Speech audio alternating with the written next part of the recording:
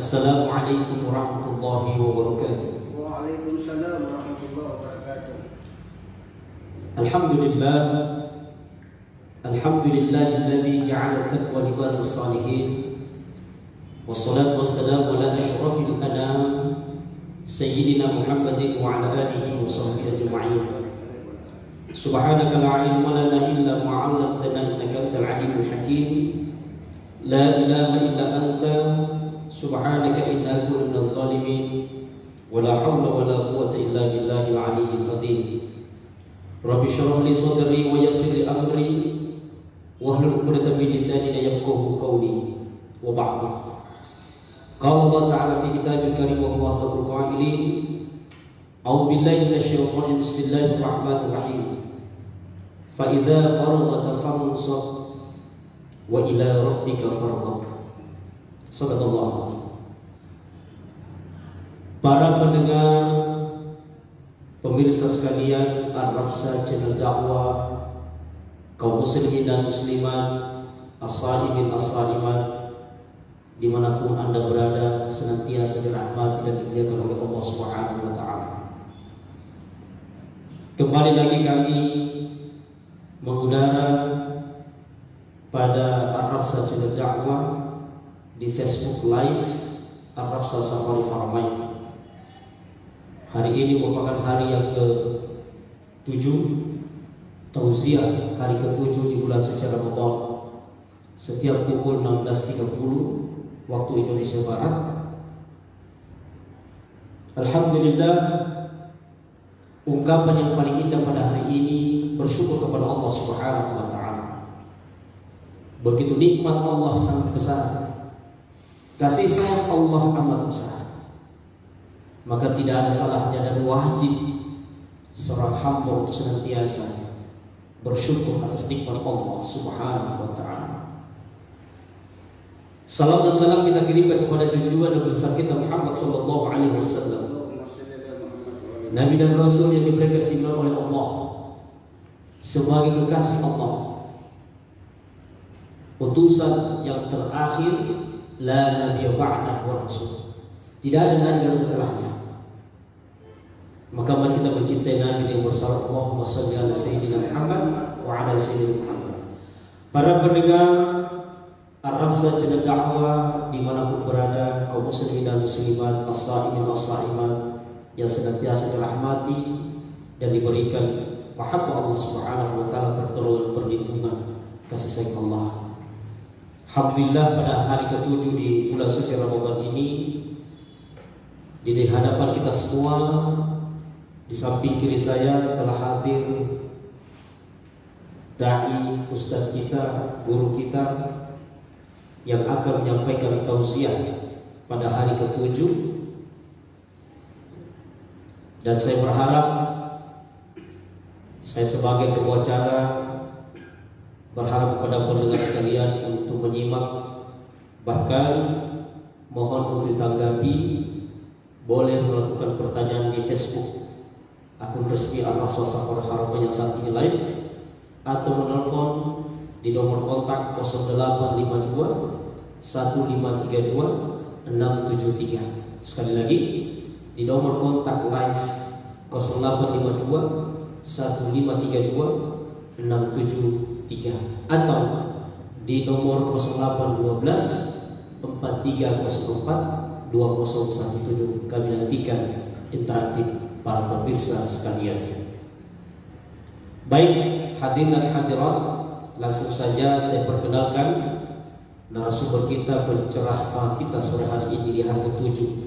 Beliau jauh-jauh datang dari tanah Kajang, berpakaian hitam, bertanda mulia di sisi Allah, tak merasa letih apalagi capek melewati pegunungan tiada bukan sebagai rintangan.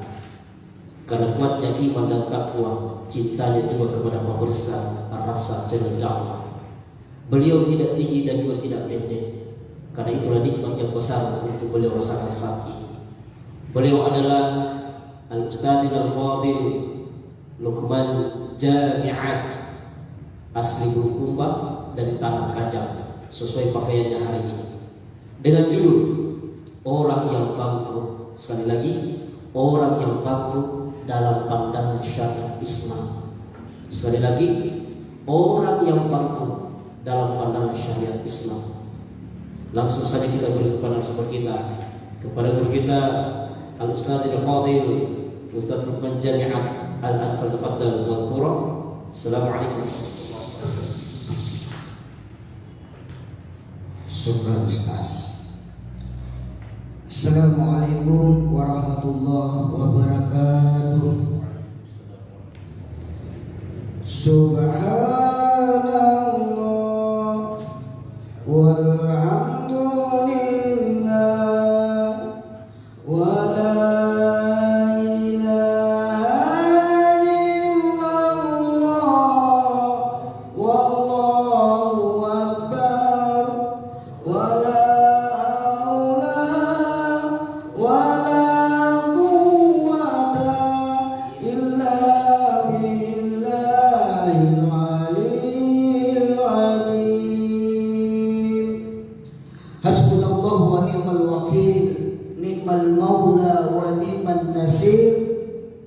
wala haula wala quwwata illa billahil aliyyil azim.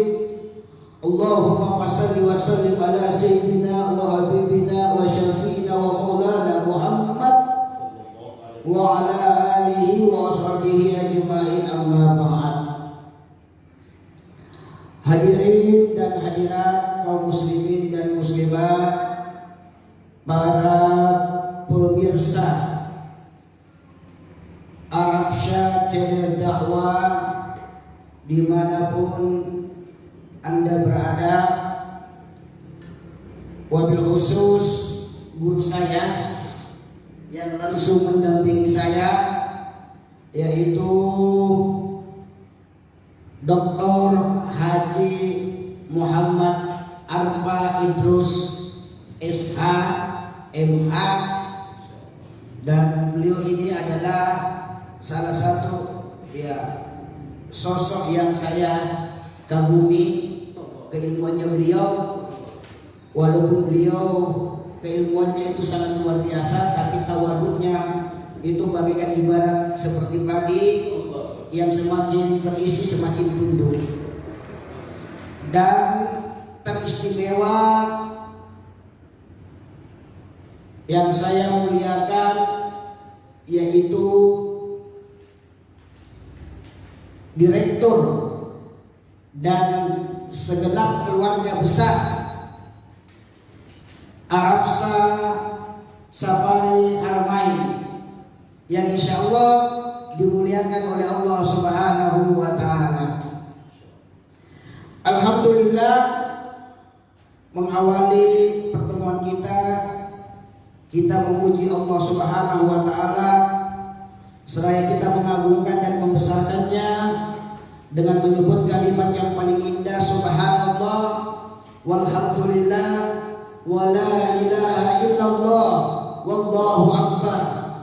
Kita berharap insya Allah dengan kalimat yang senantiasa kita ucapkan ini setiap detik, setiap menit, mudah-mudahan Allah berkenan mencurahkan rahmat dan kasih sayangnya, sehingga insya Allah dengan rahmat dan kasih sayangnya maka semuanya apa yang ada di muka bumi ini dalam bentuk bala, musibah, bencana, salah satu diantaranya lewat virus COVID-19 ini, insya Allah mudah-mudahan dalam waktu dekat Allah cepat cabut dan dihapusnya di muka bumi ini. Amin ya rabbal alamin. Salam dan salawat tercurah buat junjungan kita yang mulia, yaitu kanjeng Nabi baginda Rasulullah Muhammad sallallahu alaihi wasallam beserta keluarga dan para sahabatnya. Hadirin dan hadirat, para pemirsa Ar-Rafsa channel dakwah dimanapun Anda berada, tanpa terasa sekarang ini Ustaz kita sudah berada di hari yang ke-7 seperti yang guru tadi sampaikan. Nah, biasanya dalam kehidupan di masyarakat kita biasa ada yang berkata seperti ini. Bahkan pernah saya dapatkan begitu guru. Ya. Dia berkata sama saya, Ustaz, ini puasa ternyata cepatnya berjalan nih, tidak terasa. Padahal perasaan saya baru kemarin. Apa saya katakan? Bagaimana Anda merasakan puasa sementara selama ini Anda tidak berpuasa? Yang rasakan puasa itu adalah orang yang berpuasa. Sama biasa ada ungkapan begini guru. Saya berkata sama Denaba, berapa keponakanku? Dia bilang Denaba 3 nih. Yang tua usia berapa? Usia 8 tahun, sudah kelas 2 SD. Lalu saya katakan, tidak terasa Denaba nih. Sudah besar nih, sudah kelas 2 nih, usia 8 tahun. Nah, ungkapan yang seperti ini salah. Ya, memang dia tidak rasa karena dia tidak pernah lihat, tidak pernah sama-sama. Yang rasakan itu adalah tentu Denaba orang tuanya. Maka sama dengan Ramadan. Oleh karenanya alhamdulillah bagi kita orang-orang yang beriman, Allah masih memberikan kita kesempatan sehingga kita sampai pada hari yang ke-7 ini. Kita berdoa mudah-mudahan puasa kita yang telah lewat 5 hari kalau tidak salah ya. Sudah 6 hari lewat. Mudah-mudahan ya diterima oleh Allah Subhanahu wa taala beserta dengan segala amalan-amalan yang kita hidupkan di dalamnya. Kenapa kita berdoa mudah-mudahan diterima? Karena ada rasa keraguan, ada rasa kecemasan, rasa was-was, rasa penuh harap, rasa ketakutan. Karena Rasul di 1400 tahun yang lalu sempat menggambarkan begini. Betapa banyak orang yang berpuasa, tapi ternyata mereka tidak mendapatkan apa-apa dari puasanya kecuali lapar dan dahaga. Pertanyaannya, siapakah itu orang yang dimaksud? Tentunya sudah jelas, orang yang hanya sekedar menahan lapar dan haus. Mereka berpuasa hanya sekedar menahan hubungan suami istri, dan puasa seperti ini hanya sekedar untuk menggugurkan kewajiban. Makanya ya menurut Sayyidina Ali bin Abi Thalib radhiyallahu wajhahu, beliau berkata begini, bahwa hakikat puasa sebenarnya itu di samping kita menahan lapar, menahan haus, menahan hubungan suami istri, ada yang lebih penting, yaitu bagaimana kita mampu menjaga semua panca indera yang ada dalam diri kita, mulai dari pandangan, penglihatan, pendengaran, penciuman, bahkan kata Sayyidina Ali sampai rambut, kulit dan pakaian kita harus kita jaga, jangan sampai ya itu terkena dengan hal-hal yang sifatnya buruk. Jangan sampai kesemuanya itu berdampak kepada hal-hal yang negatif, yang pada akhirnya itu akan membatalkan kita punya pahala puasa. Satu contoh begini, ini anak muda nih anak muda bro, yang biasa terjadi di lapangan begini.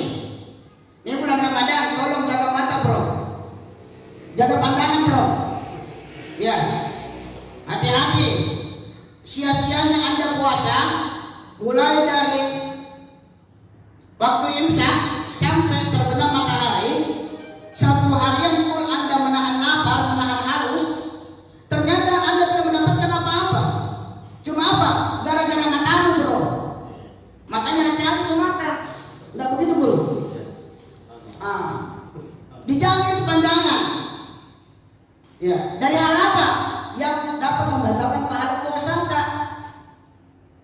Salah satu juga diantaranya nih adik-adik remaja nih, remaji. Ya, minta tolong ini yang remaja-remaja ini yang sudah menginjak usia balik, tolonglah ya. Ini bulan Ramadan. Salah satu diantaranya hormati, hargai Ramadan. Bentuk penghormatan dan penghargaan Anda terhadap Ramadan itu adalah salah satu diantaranya ketika Anda berbusana, Anda berpakaian. Tolonglah Anda berpakaian di bulan Ramadan ini jangan samakan dengan di bulan-bulan yang lain. Ya, karena kalau Anda berpakaian sama dengan di bulan-bulan yang lain, dengan berpakaian yang anak muda bilang baju yukensi, maka itu ya bisa mempengaruhi bagi saudara-saudara kita yang muda-muda lagi berpuasa. Saya ada pengalaman begini, guru. Saya pernah diundang ceramah di Jayapura 4 tahun yang lalu. Begitu saya di atas pesawat, ada anak ABG naik. Dia naik pesawat, yang namanya anak ABG, pakai baju yang you can see tuh. Orangnya putih. Begitu dia naik, pas kursinya berdampingan dengan kursi saya. Ya, subhanallah. Tasnya dia ambil, dia tunduk begini pas berhadapan dengan saya. Karena berhadapan dengan saya, dia tidak tahu bahwa itu ustaz di mukanya. Saya serba salah. Tidak dilihat barang bagus, dilihat juga dapat membatalkan kita punya pahala puasa. Yang hal yang seperti ini, yang kecil-kecil begini, yang banyak terjadi di masyarakat, yang terkadang kalau tidak dipahami, inilah yang membatalkan kita punya pahala puasa. Makanya kita tolong jaga mata, jaga mulut, jaga telinga, jaga kaki, jaga tangan, jaga rambut, jaga pakaian, ya dari hal-hal yang buruk. Salah satu diantaranya juga yang kedua, mulut. Makanya dalam riwayat pernah Rasulullah Shallallahu Alaihi Wasallam didatangi oleh salah seorang sahabatnya. Sahabat itu berkata kepada Rasul, ya Rasulullah, ada saya punya tetangga saya ini ya Rasulullah istiqomah dalam menjalankan ibadah 5 waktunya, sholat malamnya, baca Qur'annya, jalan terus ya Rasulullah. Tapi orang itu juga ya Rasulullah sering menyakiti hati tetangganya. Apa kata Rasul? Orang itu bukan tempatnya di surga, tapi orang itu tempatnya di neraka. Dalam riwayat yang sama, Rasul pernah lewat di satu kampung. Tiba-tiba Rasul melihat ada seorang wanita yang lagi mencaci maki budaknya. Kemudian Rasul perintahkan sahabatnya untuk mencari makanan. Kalau tidak salah itu hari adalah sahabat Abu Bakar As-Siddiq. Kemudian Abu Bakar pergi mencari makanan. Setelah makanan itu didapat oleh Abu Bakar, kemudian diberikan kepada Rasul. Lalu Rasul memerintahkan kepada Abu Bakar, ya Abu Bakar, bawakan makanan itu kepada wanita tersebut. Lalu Rasul perintahkan makan makanan itu. Kemudian wanita berkata, ini saum ya Rasulullah, saya lagi berpuasa. Kemudian kata Rasul, bagaimana kamu dikatakan berpuasa sementara puasamu tidak mampu mencegah lisanmu daripada perkataan-perkataan buruk. Puasamu tidak mampu mencegah mulutmu dari perkataan-perkataan yang jelek, yang keji. Kemudian Rasul memerintahkan kepada wanita itu untuk mengeluarkan apa yang ada di dalam perutnya. Lalu wanita itu memuntahkan, ternyata yang keluar itu adalah segumpal darah daging dalam bentuk daging yang segar, lalu baunya sangat luar biasa. Kata Rasul, seperti itulah gambaran ya apa yang baru saja terlontar dari lisan dan mulutmu terhadap apa yang engkau caci maki kepada pembantumu. Oleh karenanya jemaah yang insyaallah dimuliakan oleh Allah, berangkat dari 2 riwayat ini, makanya Rasul Betapa banyak nanti orang-orang di hari kemudian itu yang akan menyesal. Kenapa mereka menyesal?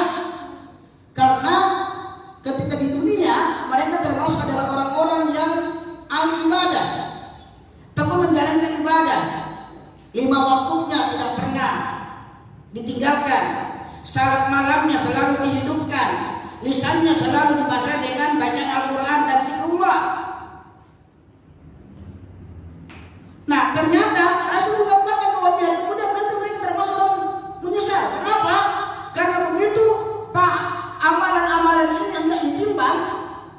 Begitu ditimbang, ternyata datanglah sekelompok orang yang mengadu kepada Allah. Ya Allah, si fulan, ketika dia hidup di dunia, orang itu sering mencaci maki kami ya Rasul. Lalu Rasul perintahkan kepada malaikat, ambil pahala sholatnya, berikan kepada orang yang mengadu. Datang lagi satu orang, ya Allah, si fulana waktu hidup di dunia mereka sering mengambil hak kami secara sewenang-wenang. Ya, karena mereka punya kekuasaan, mereka punya power, mereka punya kekuatan. Lalu Allah perintahkan, kalau begitu malaikat ambil pahala hajinya, berikan kepada yang mengadu. Saking banyaknya yang mengadu, akhirnya habislah seluruh pahala ibadahnya. Yang tersisa hanyalah tumpukan dosa. Nah, sementara ini masih banyak yang mengadu. Kira-kira bagaimana solusinya? Sudah habis pahala, sementara masih banyak orang yang mengadu. Terpaksa pede. Maka mau tidak mau, ya Allah perintahkan, kalau begitu malaikat ambil dosanya orang yang mengadu tadi itu, lalu berikan kepada si fulan. Maka kata Rasul, inilah orang-orang yang bangkrut nanti di hari kemudian, yang mana pahala ibadahnya hanya sekedar dijadikan alat untuk membayar hutang atas dosa-dosa kemanusiaan. Pahala ibadahnya hanya sekedar dijadikan sebagai penebus dosa atas dosa-dosa kemanusiaan yang diperbuat kepada sesama manusia ketika dia hidup di dunia. Ibarat analogikanya begini.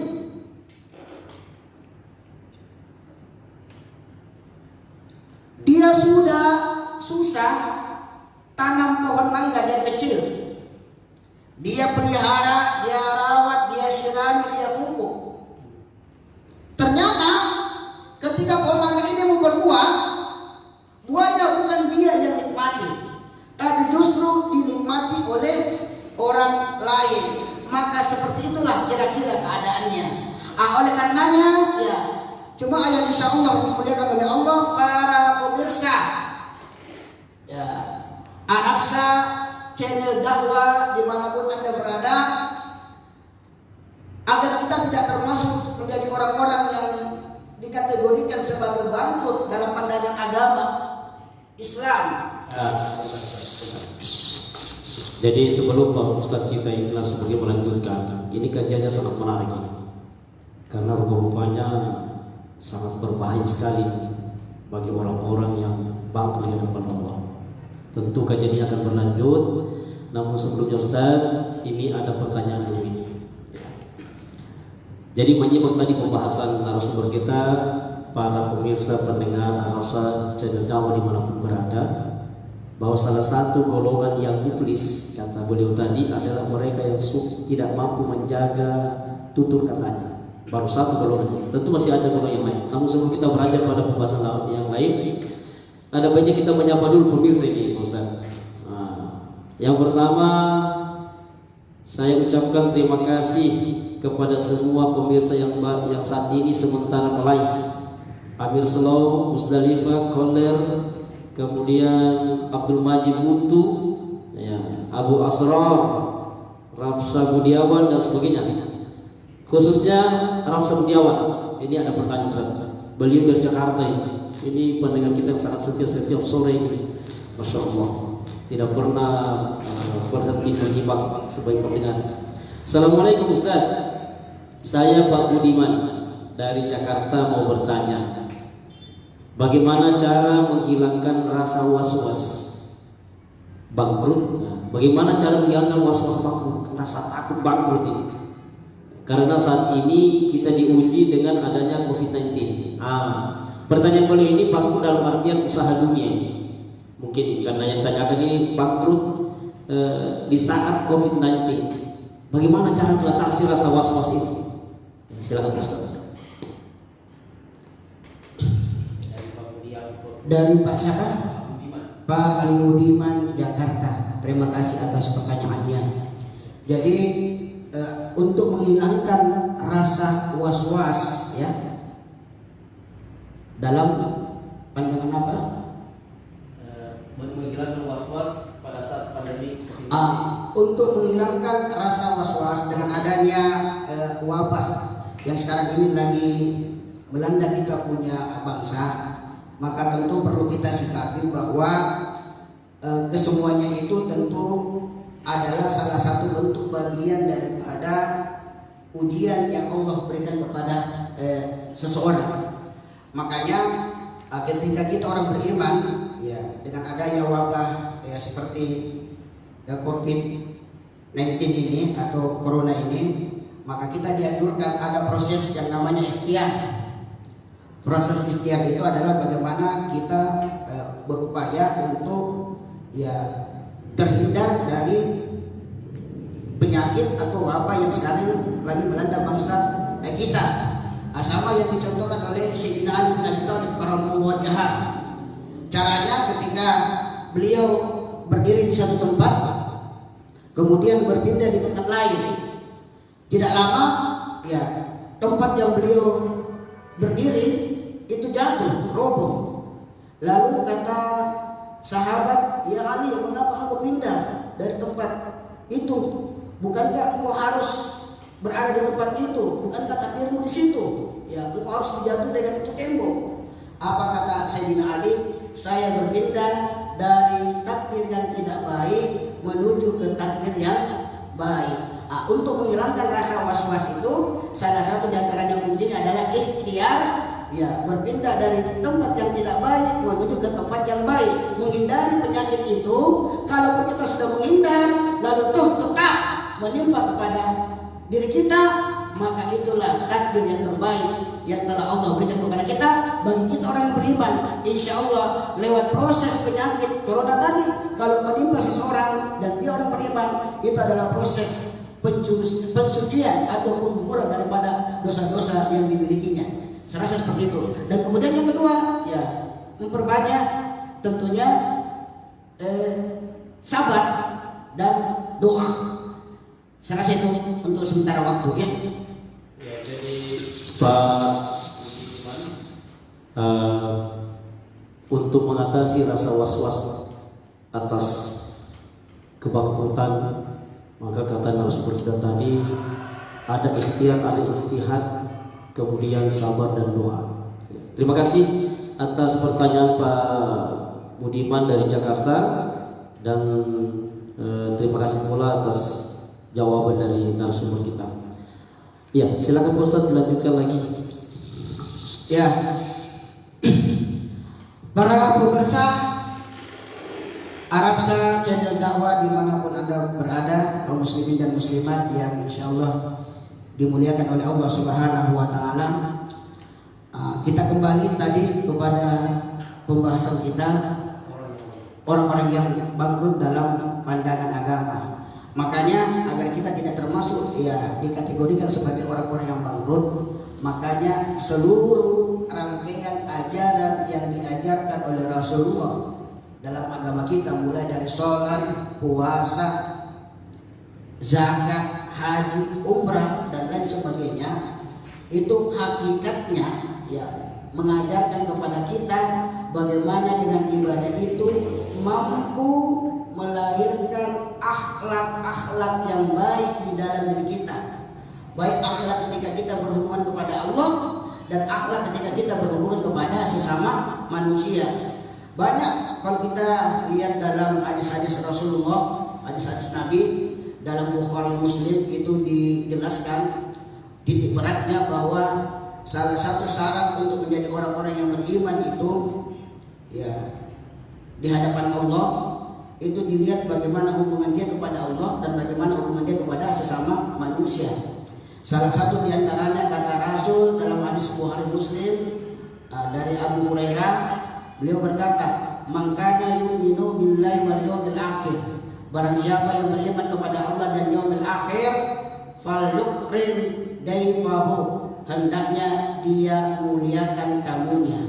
Jadi orang yang beriman itu adalah orang yang sholat 5 waktunya tepat waktu, selalu berjamaah di masjid, ya, kemudian puasanya jalan terus, baik yang wajib maupun yang sunnah tidak pernah dia tinggalkan, tapi dia mampu memuliakan tamunya. Siapapun tamu yang datang ke rumahnya, mau dia pejabat, mau dia konglomerat, mau dia pengusaha, mau dia fakir miskin, mau dia anak yatim, mau dia orang tua jompo, ketika datang di rumah kita mereka bertamu, maka kita tidak membedakan status sosialnya. Karena kalau kita bedakan status sosialnya, hati-hati kata Nabi, kita boleh jadi tidak dikategorikan sebagai orang yang beriman. Dan inilah banyak yang terjadi di masyarakat kita. Biasa kalau datang pejabat, datang pengusaha, datang konglomerat, luar biasa penyambutannya, besar, meriah, hangat. Tapi begitu yang datang ke rumahnya pengemis, anak yatim, orang fakir, panitia masjid, bagaimana penyambutan yang diberikan kepada orang yang kedua ini? Apakah sama dengan orang yang pertama? Tentu beda. Nah, hati-hati kalau kita masih membedakan tamu yang datang di rumah kita dengan status sosial yang kita lihat, maka kita tidak termasuk dalam kategori sebagai orang-orang yang beriman. Itu yang pertama. Yang kedua, kata Rasul, "Man kana yu'minu billahi wal yawmil akhir." Barang siapa yang beriman kepada Allah dan yaumil akhir, falyukrim jarahu, hendaknya dia menghormati tetangganya. Jadi orang yang beriman itu adalah orang yang rajin bangun di tengah malam, yang bermunajat di hadapan Rabbnya, meneteskan air mata. Bisa ketika orang tertidur, kemudian dia habiskan uangnya untuk mendekatkan dirinya kepada Allah dengan berumrah, dengan berhaji. Namun sayangnya ternyata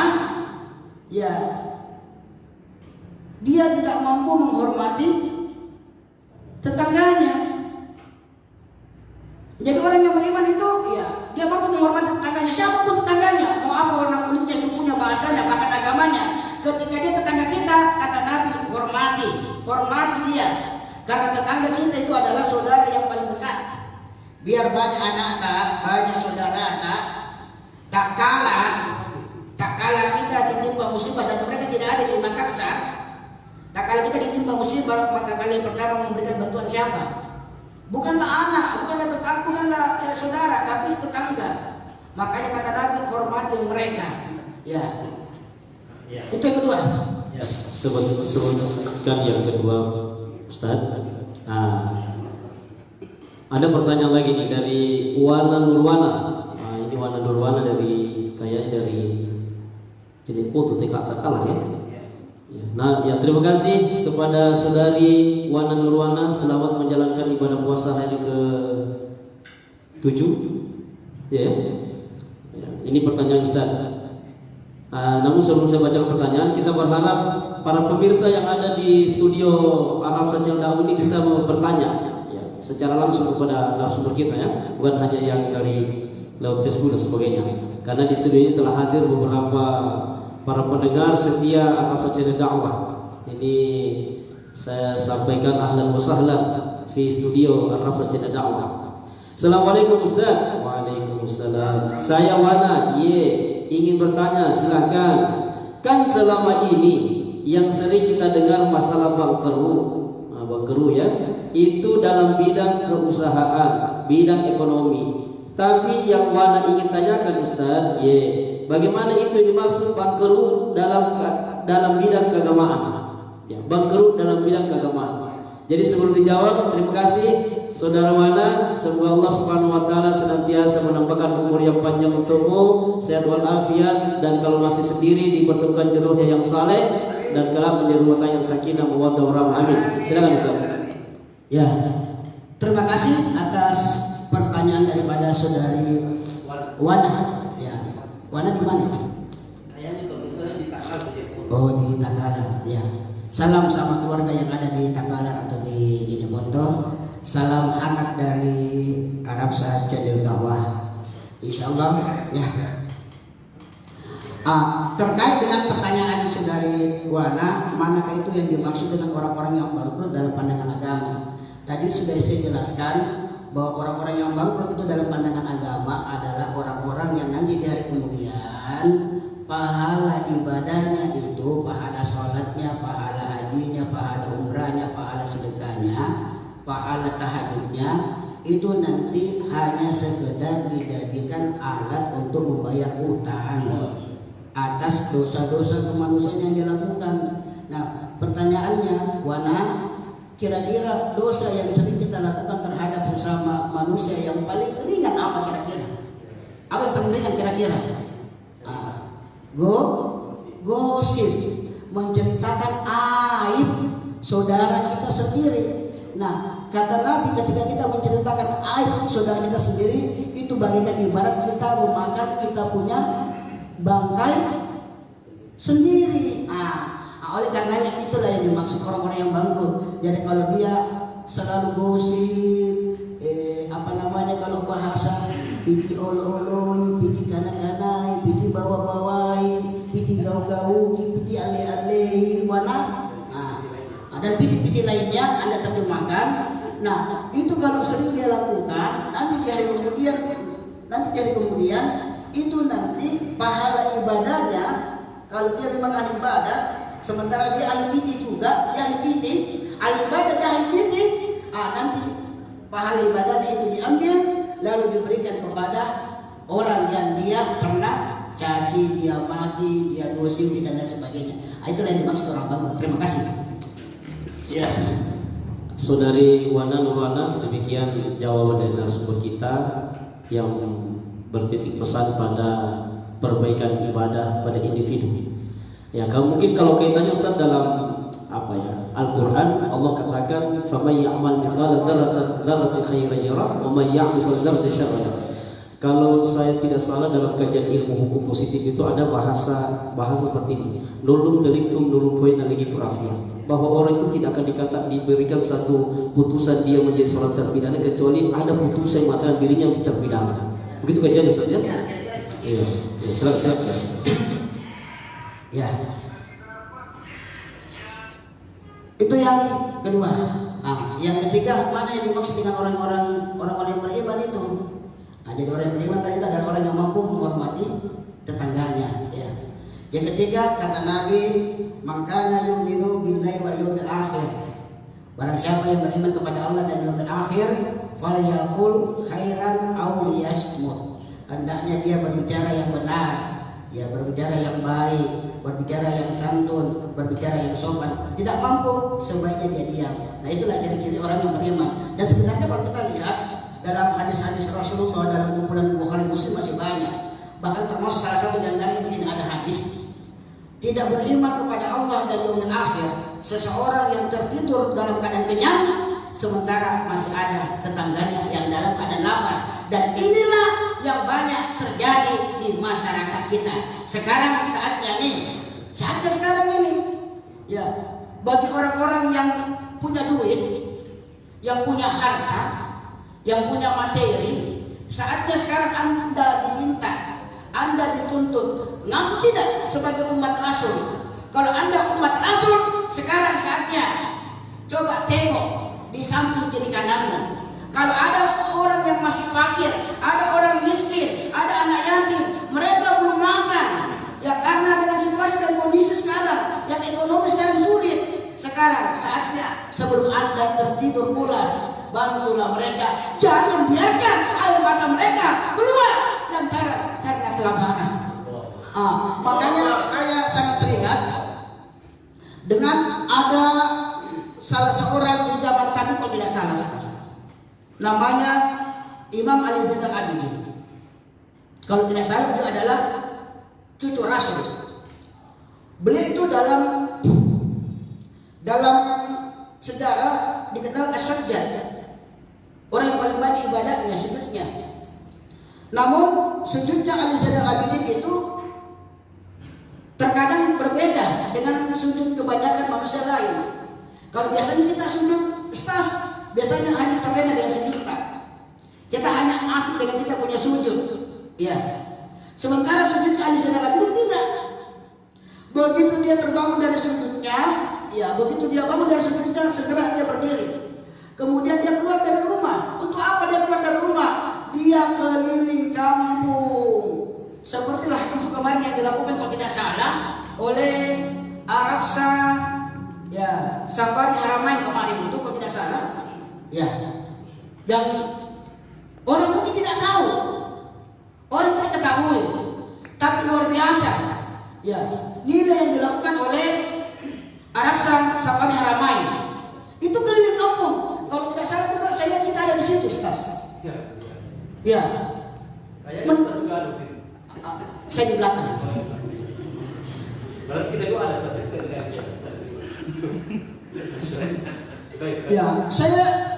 Saya melihat itu kita keliling kampung, mendatangi lorong satu lorong dengan lorong yang lain. Dan itulah yang dilakukan oleh Ali Zainal Abidin. Ya, dia keliling kampung untuk apa? Melihat di mana ada rumah-rumah di dalamnya yang diisi oleh anak yatim yang tidak bisa tertidur karena kelaparan. Di mana di dalamnya ada rumah-rumah orang fakir miskin yang tidak bisa tertidur karena lapar. Ketika itu dia dapati, maka segera dia pulang ke rumahnya. Sebelum saya lanjut mungkin ada pertanyaan lagi yang ini ada pertanyaan Ustaz ini dari akun Facebook Hasna Rahman. Ya, saya doakan saudari Hasna Rahman panjang umur sehat walafiat. Kalau masih sendiri, semoga dapat jodoh. Kalau sudah ada suaminya, jadi rumah tangga sakinah mawaddah warahmah dan dapat keturunan yang saleh salehah insyaallah. Pertanyaan, Assalamualaikum Ustaz. warahmatullahi wabarakatuh. Nah, ini mungkin pertanyaan dulu gini. Apakah orang yang berutang dan tidak punya niat untuk membayar utang termasuk pada golongan orang bangkrut, Ustaz? Ini gini, kan ada orang berutang. Ada orang berutang tapi dia berniat sekuat tenaga untuk bagaimana melunasi utangnya. Ya.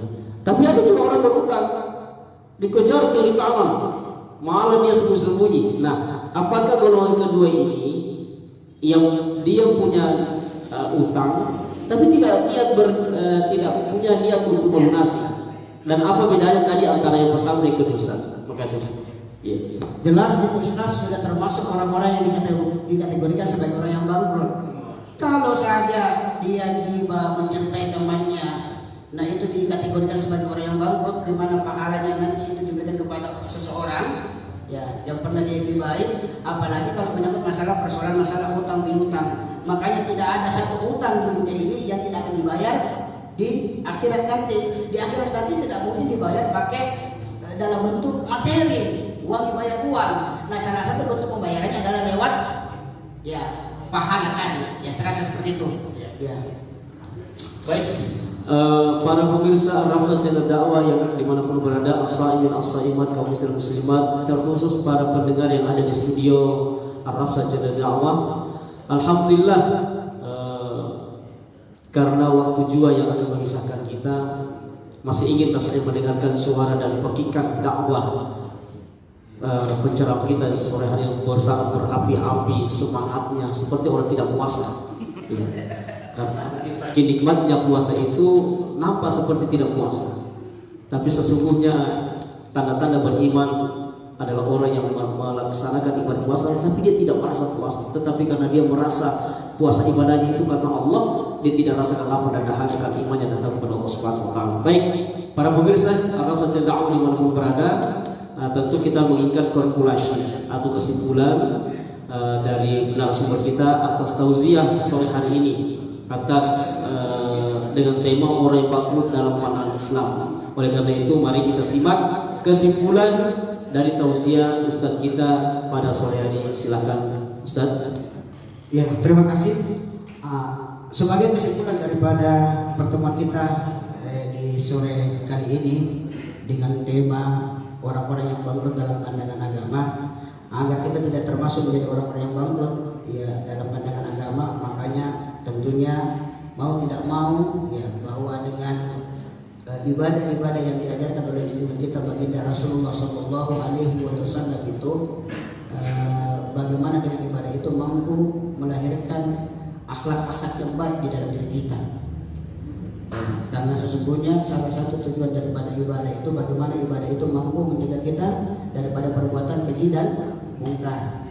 Di antaranya as-salatu apa itu? Sesungguhnya salat mencegah inna salata tanha 'anil fahsya'i wal munkar. Sesungguhnya salat itu mencegah diri seseorang daripada perbuatan keji dan mungkar. Jadi hakikatnya agar kita tidak termasuk menjadi orang-orang yang bangkrut, bagaimana dengan ibadah-ibadah yang diajarkan oleh junjungan kita baginda Rasulullah, mulai dari salat, puasa, umrah, haji, sedekah dan lainnya, mampu melahirkan akhlak yang baik, baik akhlak yang mempunyai kepada Allah maupun akhlak yang mempunyai kepada sesama manusia, dan ini harus berjalan seimbang, seirama, selaras antara satu dan yang lain. Yang berakhlak baik kepada Allah tidak melupakan juga akhlak ya kepada sesama manusia. Sehingga ketika ini kita lakukan, maka kita termasuk tidak dalam kategori orang-orang yang bangkrut, tapi insya Allah kita termasuk dalam kategori orang-orang yang bertakwa di hadapan Allah Subhanahu wa taala. Terima kasih. Ya, mudah-mudahan ceramah yang singkat ini ada hikmah dan manfaatnya, supaya membawa berkah pertemuan kita pada sore kali ini. Mari kita tutup dengan sebuah doa. Bismillahirrahmanirrahim. Allahumma salli wa sallim wa barik alaihi wa ala alihi alhamdulillahi rabbil alamin. Hamdan syakirin hamdan naimin hamdan yuwafi ni'mahu wa yukafi mazidah. Ya Rabbana lakal hamdu kama yanbaghi li jalali wajhika wa 'azimi sultanik. La ilaha illallah al-halimul karim. La ilaha illallah al-aliyyul azim. Subhanallah rabbus samawati sab'i wa rabbul aradin wa ma fihinna wa ma bainahunna wa ma fawqahunna wa ma tahtahunna wa rabbul arshil azim. Walhamdulillahi rabbil alamin. Wassalatu ala Muhammad wa alihi at-tahirin. Allahumma rzuqna taufiqat ta'ah wa bu'dal ma'siyah wa sidqan niyyah wa irfanal hurma wa akrimna bil huda wal istiqamah wa saddid alsinatana bis sawabi wal hikmah wa amla qulubana bil ilmi wal ma'rifah. Rabbana atina fid dunya hasanah wa fil akhirati hasanah wa qina adzabannar. Wa sallallahu sayyidina Muhammadin wa ala alihi wa sahbihi ajmain walhamdulillahi rabbil alamin. Amin ya rabbal alamin. Tsumma